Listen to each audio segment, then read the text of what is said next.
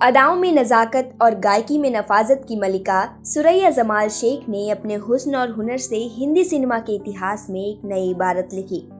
15 जून 1929 को गुजरांवाला पंजाब में जन्मी सुरैया अपने माता पिता की इकलौती संतान थी और उन्होंने 40वें और 50वें दशक में हिंदी सिनेमा में अपना महत्वपूर्ण योगदान दिया। फिल्मों की दुनिया के मशहूर खलनायक ज़हूर सुरैया के चाचा थे और उन्हीं की वजह से 1937 में सुरैया को फिल्म उसने क्या सोचा में पहली बार बाल कलाकार के रूप में भूमिका मिली। इसके बाद 1941 में स्कूल की छुट्टियों के दौरान सुरैया मोहन स्टूडियो में फिल्म ताजमहल की शूटिंग देखने गई तो निर्देशक नानू भाई वकील की नजर उन पर पड़ी और उन्होंने एक ही नजर में सुरैया को मुमताज महल के बचपन के रोल के लिए चुन लिया। सुरैया ने बचपन में संगीत की तालीम नहीं ली थी, लेकिन जब संगीतकार नौशाद ने ऑल इंडिया रेडियो पर उनकी आवाज सुनी तो उन्होंने तुरंत ही उन्हें फिल्म शारदा में गीत गाने का अवसर दिया। 1947 में भारत की आज़ादी के बाद सुरैया ने भारत में ही रहने का फैसला किया। सुरैया ने शमा, मिर्जा गालिब, दो सितारे, जीत और हमारी बात जैसी कई फिल्मों में काम किया।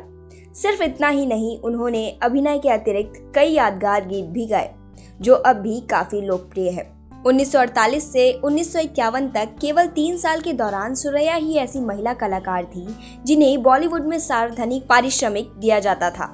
हिंदी फिल्मों में 40 से 50 का दशक सुरैया के नाम कहा जा सकता है। इनकी लोकप्रियता का आलम यह था कि उनकी एक झलक पाने के लिए उनके प्रशंसक मुंबई में उनके घर के सामने घंटों खड़े रहते थे और यातायात जमा हो जाता था।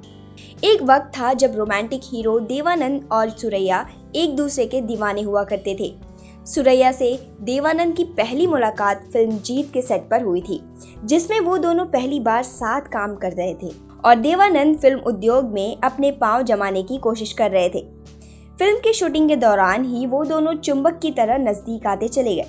दोनों ने 1951 तक कुल 7 फिल्मों में काम किया और इस दौरान देवानंद सुरैया के प्यार की कहानी नरगिस राज कपूर और दिलीप कुमार मधुबाला के प्यार की तरह देश भर में फैल गई, जो आज तक फिल्मी पत्र पत्रिकाओं में बार बार दोहराई जाती है। देवानंद चर्च गेट स्टेशन पर उतरकर पांव पांव मरीन ड्राइव में कृष्ण महल जाया करते थे, जहां सुरैया रहती थी। देवानंद ने बताया कि वो दोनों सुरैया के लिविंग रूम में बैठा करते थे।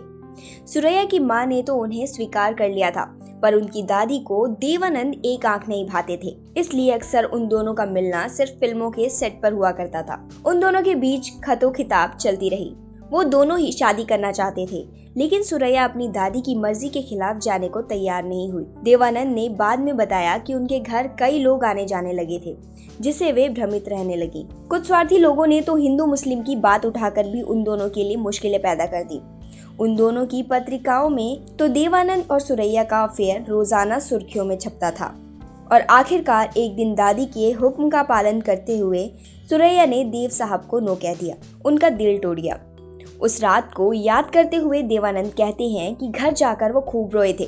देवानंद और सुरैया की ये जोड़ी भले ही वास्तविक जीवन में जोड़ी नहीं बन पाई, लेकिन सुरैया ने अपने जीवन में देव साहब की जगह किसी को भी नहीं दी। ताउम्र उन्होंने शादी नहीं की और मुंबई में मरीन लाइन के स्थित अपने फ्लैट में अकेली ही जिंदगी जीती रही। देवानंद ने भी अपनी आत्मकथा रोमांसिक विद लाइफ में सुरैया के साथ अपनी रिश्ते की बात कबूली है।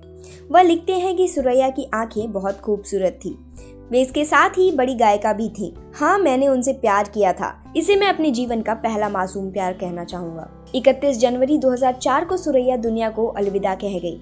अपने चेहरे के भाव से ही सभी भावों को प्रदर्शित कर देने वाली अदाकारा की कदरदानों की कमी आज भी नहीं है।